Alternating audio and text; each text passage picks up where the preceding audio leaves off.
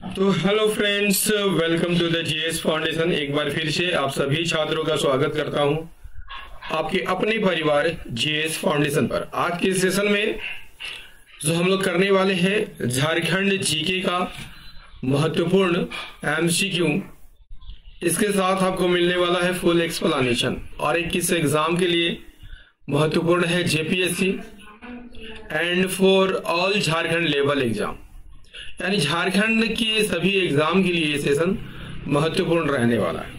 और याद रखिएगा, मेरी वीडियो डेली शाम को 7 बजे आती है, तो इसे रोज देखना मत भूलिएगा, ठीक है। तो आपसे मेरा यही रिक्वेस्ट है दोस्तों कि आप इस सेशन को एंड तक जरूर देखिएगा। यदि वीडियो अच्छी लगे तो इसे एक लाइक अवश्य कीजिएगा, अपने दोस्तों के साथ शेयर कीजिएगा। और यदि आप भी इस चैनल पर नए हैं और अभी तक चैनल को सब्सक्राइब नहीं किया है तो जरूर सब्सक्राइब कर लीजिएगा, बेल आइकन को प्रेस जरूर कर लीजिएगा, है ना। चलिए शुरुआत करते हैं आज के सेशन की। देखिए, पहला सवाल आपके स्क्रीन पर क्या कहता है, निम्न में कौन सा वाद्य यंत्र एक तार से बना होता है? आंसर कीजिएगा। निम्न में कौन सा वाद्य यंत्र एक तार से बना होता है? तो एक तारा बना होता है। Option B is the right answer. Points देख लेते हैं। देखिए, एक तारा है ना, एक तार से बना हुआ वाद्य यंत्र है। आपको दिखाई दे रहा होगा चित्र में, इसमें एक तार लगा हुआ है ना। इसे बनाया कैसा जाता है? इसे लौकी के आधे कटे खोल के ऊपर, है ना, लौकी के आधे कटे खोल के ऊपर चमड़ा मड़कर बनाया जाता है ना। इसके तार को कैसे बजाया जाता है, इससे ध्वनि कैसे निकलती है? तो इसके तार को जब अंगुलियों से या फिर धातु के टुकड़े से छेड़ा जाता है तो ध्वनि निकलती है।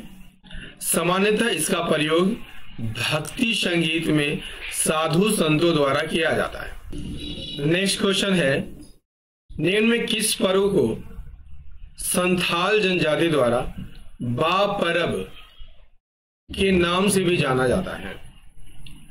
संथाल जनजाति द्वारा किस पर्व को बा परब भी कहा जाता है? इसका राइट आंसर हो जाएगा सरहुल को कहा जाता है। Option A is the right answer. देखिए, सरहुल की यहां पर बात कर लिया जाए तो ये जनजातियों का सबसे बड़ा पर्व है ना। इसका अन्य नाम क्या है?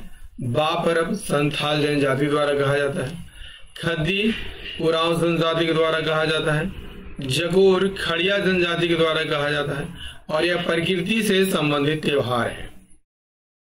क्लियर? चलिए अगला सवाल कर लीजिए। नेक्स्ट है, रांची जिले से लगभग 3 किलोमीटर दूरी पर स्थित मुड़मा नामक स्थान पर प्रसिद्ध मुड़मा मेला का आयोजन किया जाता है। होली के 9 दिन बाद, बसंत पंचमी के दिन, दशहरा के 10वें दिन या मकर संक्रांति के दिन। इसका राइट आंसर हो जाएगा मुड़मा मेला जो है दशहरा के 10वें दिन लगता है ना। Option C is the right answer. देखिए, मुड़मा मेला या मुड़मा जतरा मेला, ठीक है, कहां पर लगता है? मुड़मा में लगता है, और यह रांची से 28 किलोमीटर दूर है। कब लगता है? तो दशहरा के 10 दिन बाद लगता है। दशहरा के 10 दिन बाद आदिवासियों द्वारा इसे जतरा मेला भी कहा जाता है। क्लियर? इस मेले में सांस्कृतिक कार्यक्रम का आयोजन किया जाता है। इस दौरान जतरा खूंटा की पूजा की जाती है। क्लियर? चलिए नेक्स्ट कर लीजिए। नेक्स्ट है, जादू पटिया चित्रकारी मुख्य रूप से झारखंड में किस जिले में प्रचलित है? जादू पटिया, तो ये मुख्य रूप से दुमका जिले में प्रचलित है। Option A is the right answer. देखिए, जादू पटिया चित्रकला जो है किस जिले में प्रसिद्ध है? दुमका जिले में प्रसिद्ध है ना। देखिए, इसमें जादू यानी चित्रकार एवं पटिया कागज या छोटे छोटे टुकड़े को जोड़कर बनाया जाने वाला चित्र है, ठीक है। और ये चित्रकारी जो है, यदि आपसे पूछ लिया जाए किस जनजाति में सबसे ज्यादा प्रचलित है, ये संथालों में सबसे ज्यादा प्रचलित है। इसमें क्या होता है दोस्तों, इस चित्रकला में कागज के छोटे छोटे टुकड़ों को जोड़कर, ठीक है, 15 से 20 फीट चौड़ा पट्टा बनाया जाता है और इस पर चित्रकारी की जाती है। क्लियर? और प्रत्येक पट्टे पर कितने चित्र बनाया जाता है? 4 से 16 चित्र बनाया जाता है। इसमें रंग का भी प्रयोग किया जाता है, जैसे लाल, हरा, पीला, भूरा और काला रंग का प्रयोग किया जाता है। देखिए, इस चित्र को बनाने वाले को क्या कहा जाता है? जादू कहा जाता है। क्लियर? और इसमें बाघ देवता और जीवन के बाद के दृश्यों का चित्रण किया गया है। आ गया समझ में? चलिए अगला सवाल कर लीजिए। भारतीय संविधान की 8वीं अनुसूची में झारखंड की किस भाषा को शामिल किया गया है? मुंडारी, कुड़ुख हो या संथाली? तो 8वीं अनुसूची में किसे शामिल किया गया है? तो संथाली को शामिल किया गया है। Option D is the right answer. इसका डिटेल देख लेते हैं। देखिए, संथाली भाषा जो है झारखंड की महत्वपूर्ण भाषा है और 8वीं अनुसूची में शामिल होने वाला झारखंड का एकमात्र क्षेत्रीय भाषा है। किस संशोधन द्वारा जोड़ा गया था? 92वां संविधान संशोधन द्वारा, जो कि 2003 में हुआ था। और संथाली भाषा के 2 रूप है, याद कर लीजिएगा, शुद्ध संथाली और मिश्रित संथाली। इसकी लिपि भी तैयार हो चुकी है दोस्तों। उसे क्या कहा जाता है? औलचिकी लिपि कहा जाता है। और इसको तैयार करने में किसका हाथ है? रघुनाथ मुर्मू का हाथ है। रघुनाथ मुर्मू द्वारा 1941 में इस लिपि का आविष्कार किया गया है। ठीक है। यदि आपसे पूछ लिया जाए कि संथाली साहित्य का भारतेंदु किसे कहा जाता है, तो याद रखिएगा डोमन साहू समीर को कहा जाता है। संथाली भाषा ऑस्ट्रो एशियाटिक भाषा परिवार की है। क्लियर? चलिए नेक्स्ट कर लीजिए। संथाली भाषा की प्रथम पुस्तक का प्रकाशन किस वर्ष किया गया था? इसका राइट आंसर हो जाएगा ऑप्शन बी, 1852 में किया गया था। देखिए, संथाली भाषा का संबंध जो है, यदि आपसे पूछ लिया जाए किस भाषा परिवार से संबंधित है, याद रखिएगा ऑस्ट्रिक या आग्नेय भाषा परिवार से संबंधित है। संथाली भाषा की प्रथम पुस्तक का प्रकाशन 1852 में हुआ था और उस पुस्तक का नाम क्या था? An introduction to the Santhal language के नाम से यह प्रकाशित हुआ था। चलिए, और सेशन कैसा लग रहा है दोस्तों? आप कमेंट करके जरूर बताइएगा।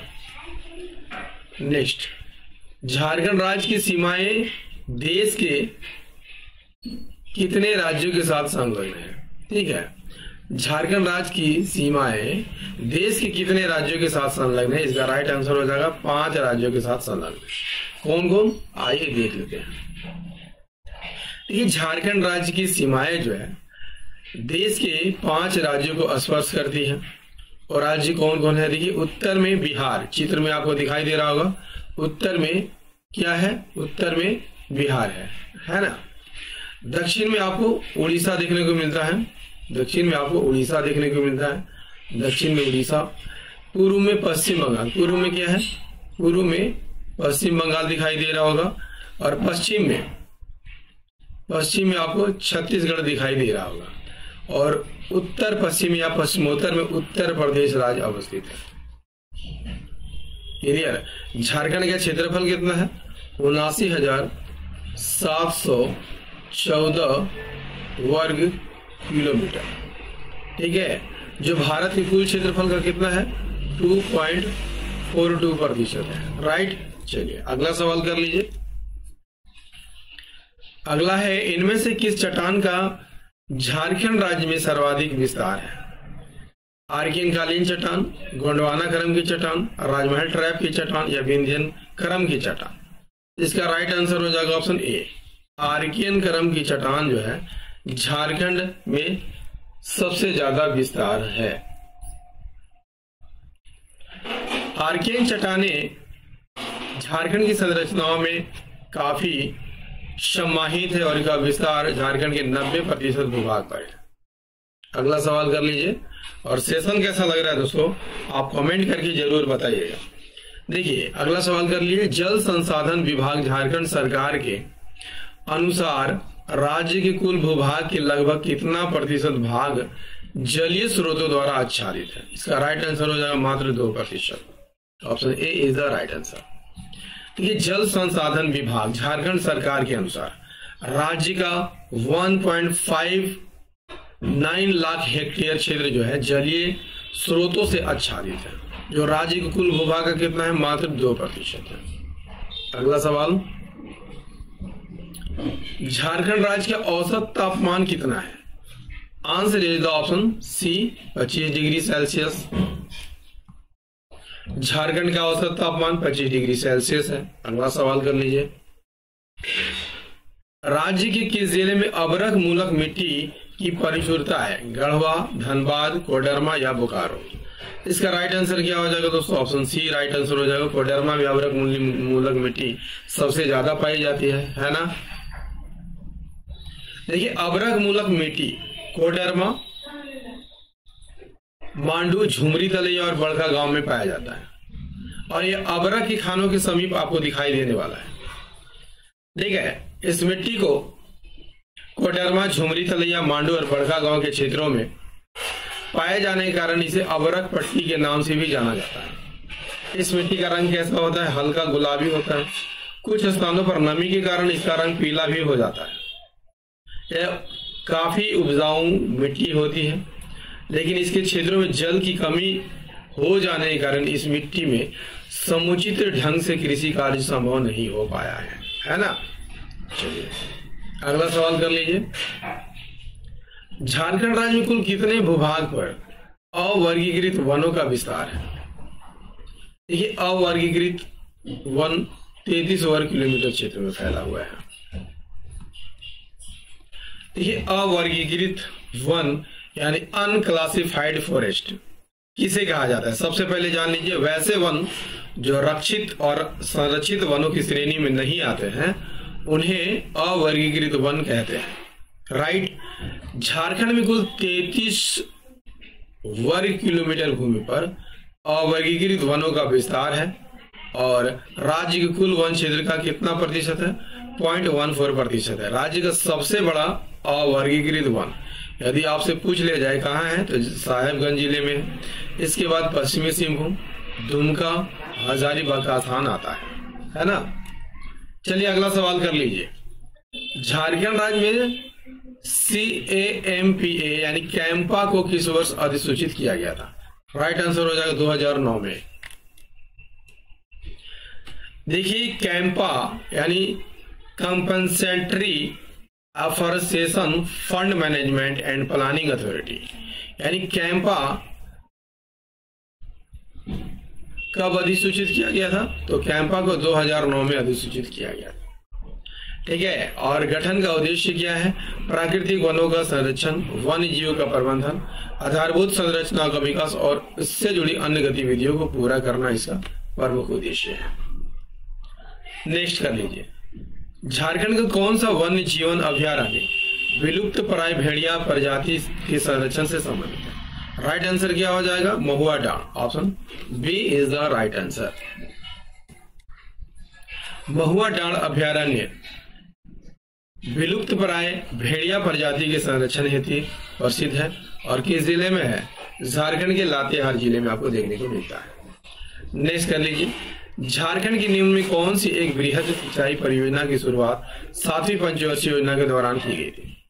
देखिए, स्वर्ण रेखा परियोजना की शुरुआत 5वीं पंचवर्षीय योजना में, ठीक है, 5वीं पंचवर्षीय योजना में, कोनार 5वीं पंचवर्षीय योजना में, उत्तरी कोयल 5वीं पंचवर्षीय योजना में, पुनासी 7वीं पंचवर्षीय योजना में। तो राइट आंसर क्या हो जाएगा? Option D is the right answer. ये स्वर्ण रेखा बहुउद्देशीय परियोजना, कोनार परियोजना, उत्तरी कोयल जलाशय परियोजना सभी 5वीं पंचवर्षीय योजना में लाई गई थी, है ना। दोस्तों, झारखंड जीके का ये सेशन आपको कैसा लगा? उम्मीद करता हूं दोस्तों काफी अच्छा लगा होगा।